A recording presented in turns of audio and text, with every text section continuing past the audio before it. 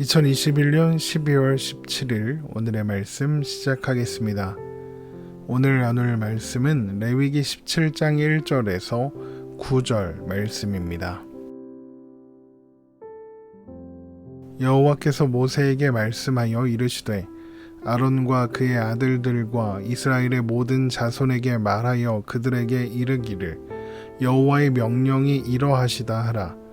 이스라엘 집의 모든 사람이 소나 어린 양이나 염소를 진영 안에서 잡든지 진영 밖에서 잡든지 먼저 회막문으로 끌고 가서 여호와의 성막 앞에서 여호와께 예물로 드리지 아니하는 자는 피 흘린 자로 여길 것이라.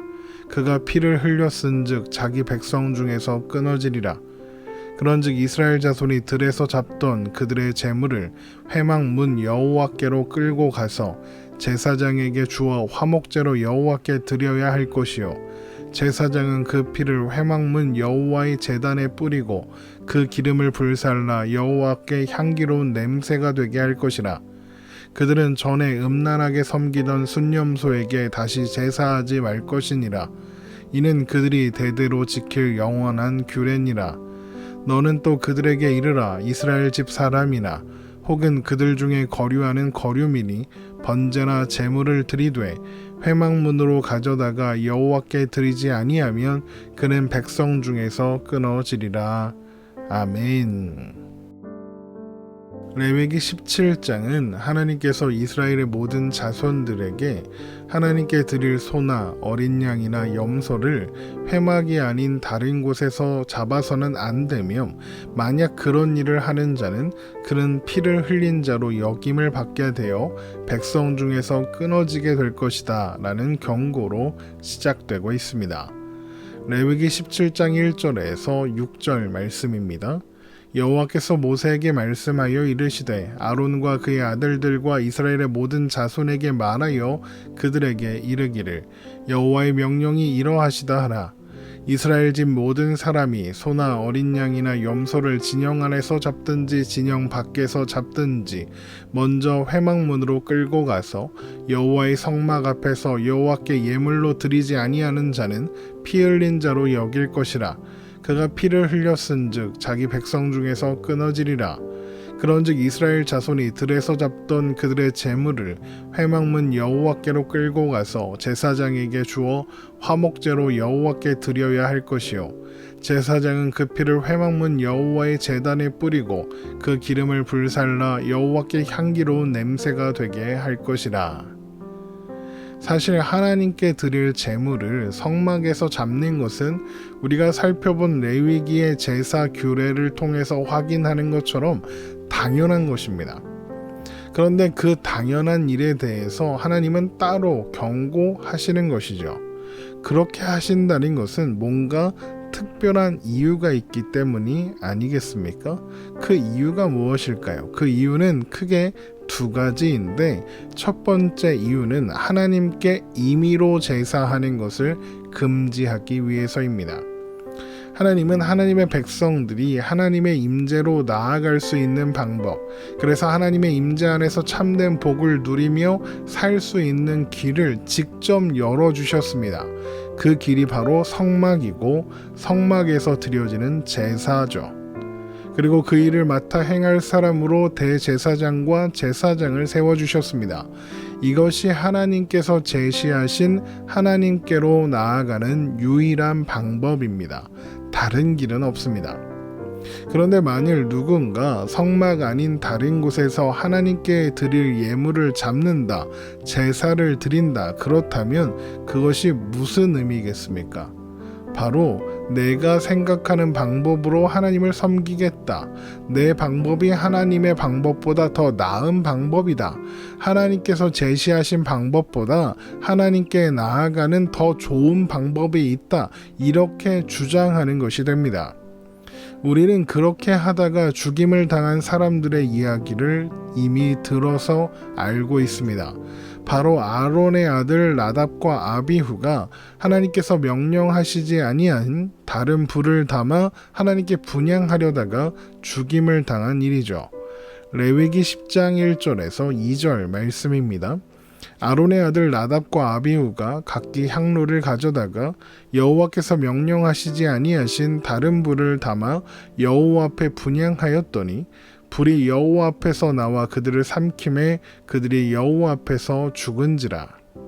나답과 아비후가 한 행동의 의미가 무엇이었습니까? 바로 자신들이 하나님께서 제시하신 방법보다 더 좋은 방법을 알고 있다, 이렇게 주장하는 것이라고 했습니다.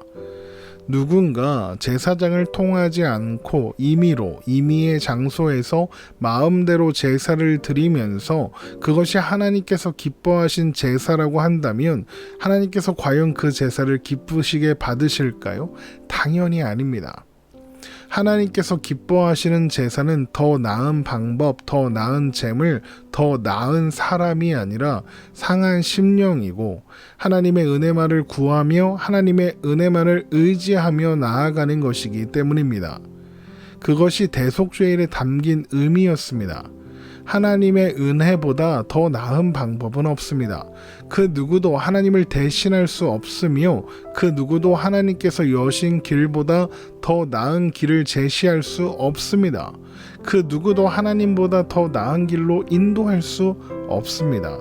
하나님의 은혜를 의지하지 않고 내가 직접 길을 열겠다고 하는 것은 교만이고 바로 그런 행동이 우상숭배입니다. 모세가 하나님께 율법을 새긴 돌판을 받으러 시내산에 올라갔을 때 모세가 빨리 내려오지 않으니까 이스라엘 백성들이 아론에게 자신들을 인도할 신을 만들어내라고 요구했죠. 그러자 아론이 그들의 귀고리를 모아 금신상을 만들어 주고는 뭐라고 했는지 아십니까? 이는 너희를 애굽 땅에서 인도하여 낸 너희의 신이로다 라고 했습니다. 그리고는 여호와의 절이라며 선포를 해놓고 번제와 화목제를 드렸습니다. 출애굽기 32장 1절에서 6절 말씀입니다. 백성이 모세가 산에서 내려옴이 더딤을 보고 모여 백성이 아론에게 이르러 말하되 일어나라 우리를 위하여 우리를 인도할 신을 만들라. 이 모세 곧 우리를 애굽 땅에서 인도하여 낸 사람은 어찌 되었는지 알지 못함이니라.